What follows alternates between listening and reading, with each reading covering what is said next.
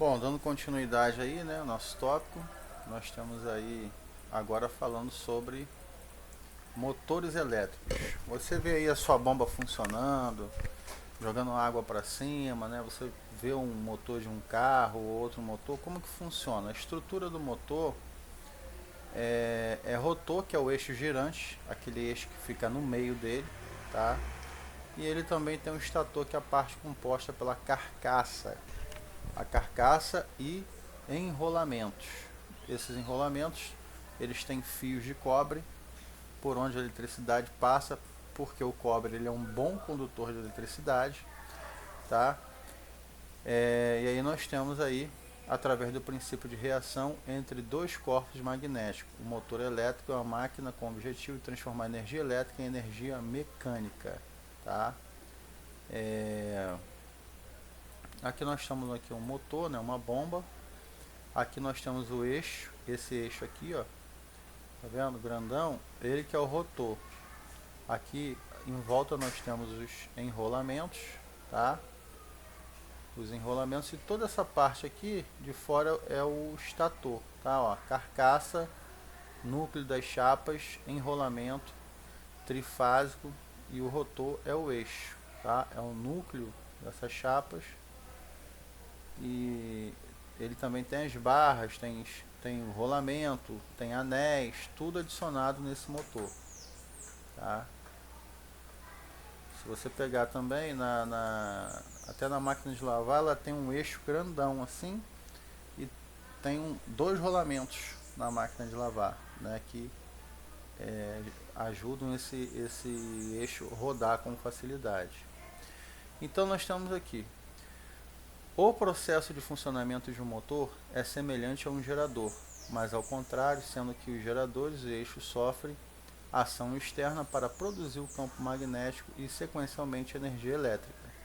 Por outro lado, os motores recebem energia elétrica gerando um campo magnético que movimenta o eixo. Mas tanto o gerador quanto o motor são construídos para a sua finalidade específica. A potência mecânica no eixo do motor pode ser quantificada em duas maneiras. Nós temos HP e o CV, tá? Horsepower e cavalo-vapor. Um HP é igual a 746 watts. Um cavalo é igual a 736 watts, tá? A escolha do motor ideal depende de vários fatores, mas deve-se verificar principalmente o tipo de rede disponível no local a ser ligado. Aí tem que saber se é monofásica ou se é trifásica. Devemos ficar atento com o nível de tensão, que depende do transformador, a rede elétrica e a informação contida nas placas dos motores para efetuar a ligação correta. Então lá na placa está dizendo se ele é monofásico, se ele é bifásico, se ele é trifásico, e também e lá vai ter um esquema, né, dizendo como ele deve ser instalado, tá, na rede elétrica. Nós temos aqui também as grandezas elétricas. Nós temos aqui, ó, os aparelhos elétricos são conhecidos também como carga e caracterizados por suas grandezas elétricas nominais como potência, tensão e corrente. Temos que verificar as unidades definidas pelo Sistema Internacional SI. Exemplo: ligação de um chuveiro elétrico com potência de 4.400 watts em uma tensão de 220 volts, corrente de 20 amperes. Então, como que vai ficar isso?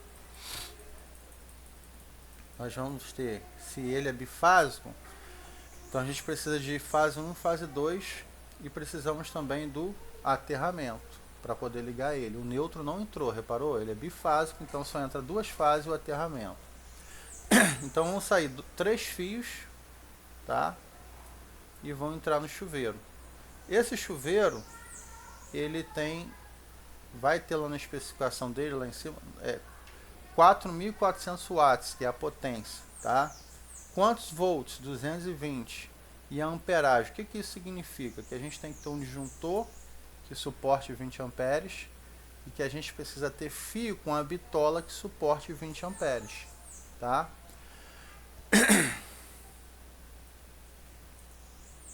Corrente elétrica.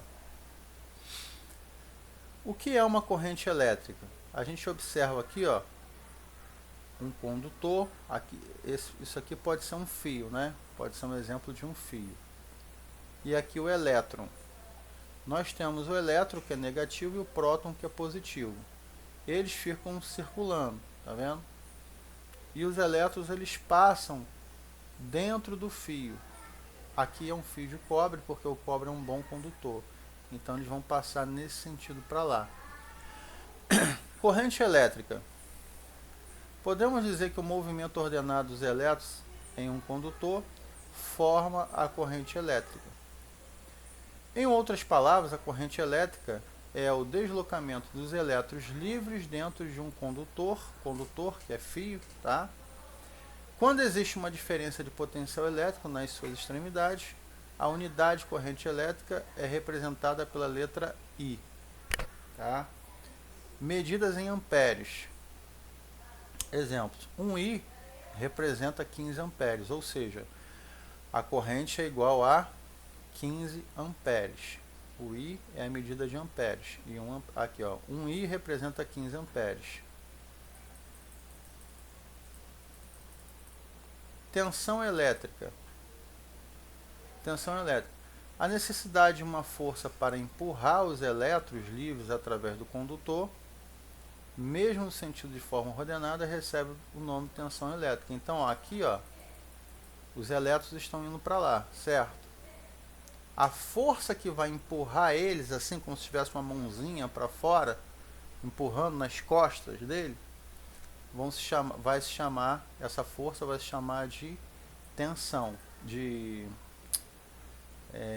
peraí, acho que eu passei aqui, né? Vai chamar-se de tensão elétrica. Vou dar um exemplo de um tubo de água.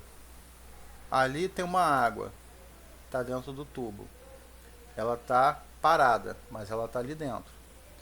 De repente eu ligo o motor e essa água começa a se movimentar. Quem está movimentando essa água, exemplo, seria a tensão elétrica, tá? Que está fazendo ela, que está tipo assim, empurrando ela dentro da tubulação. Tensão elétrica. A tensão elétrica é também conhecida como DDP, diferença de potencial elétrico entre as extremidades de um circuito fechado. Com o objetivo de restabelecer o equilíbrio perdido, a unidade de tensão elétrica é representada pela letra U. Então, I representa amperagem, U representa tensão, e a tensão é medida em volts, 127 volts, 220 volts, né? Então, é U que representa eletricidade, tensão elétrica.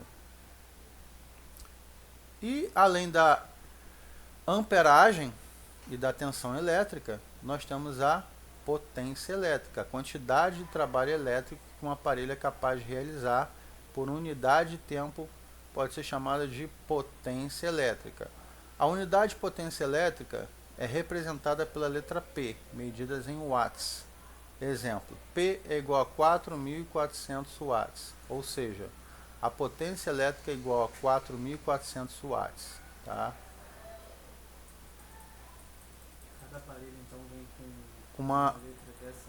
Vem a potência dele, a quantidade de trabalho elétrico que um aparelho é capaz de realizar. Então, watts, ele vem com, por exemplo, tem chuveiro que tem equipamento que é 1.300 watts, tem equipamento que vai ser 2.000 e poucos watts. Cada equipamento tem uma força de trabalho, tá? Que ele é capaz de realizar. E temos a resistência, tá? Vou dar um outro exemplo. Você está andando de bicicleta, não tem vento nenhum, então você não está encontrando tanta resistência. De repente começa a vir um vento forte na direção contrária. Você vai começar a encontrar resistência. Então, a eletricidade ela pode encontrar resistência também, tá? E todo equipamento também apresenta a resistência dele. É definida pela dificuldade interna que o material possui contra a circulação de cargas elétricas. Por esse motivo, os materiais maus condutores possuem alta resistência e os bons condutores menor resistência. Então, por exemplo, a eletricidade, se eu pegar um fio energizado e botar aqui nessa madeira, ela vai encontrar resistência para passar, né? Por isso que é utilizado madeira para afastar as pessoas que estão ali tomando choque, madeira seca. Mas se eu pegar a eletricidade e colocar num fio de cobre, ela não vai encontrar resistência quase nenhuma, ela vai passar. Por isso que o fio de cobre é utilizado, ele é um bom condutor.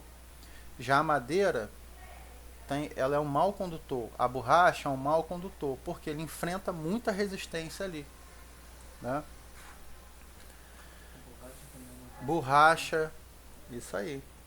Por esse motivo, os materiais maus condutores possuem alta resistência e os bons condutores menor resistência. A unidade de resistência elétrica é representada pela letra R, medida em ohms. Exemplo, R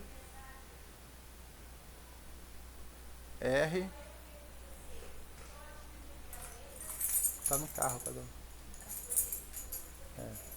Por esse motivo, os materiais maus condutores possuem alta resistência e os bons.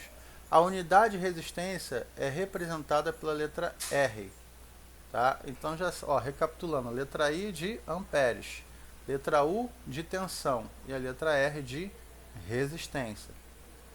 Medida em ohms. Então, como que é medida? Então a gente vai ver essa medida lá no alicate amperímetro. Exemplo, R é igual a 50 ohms, tá? Ou seja, resistência elétrica é igual a 50 ohms, é a resistência que está se encontrando. Agora nós temos aqui as atividades que vocês vão fazer facilmente aí, tá? Depois basta eu tirar uma foto e passar para mim, tá? Tá na apostila de vocês, façam essas atividades e vocês vão estar passando para mim aí as atividades.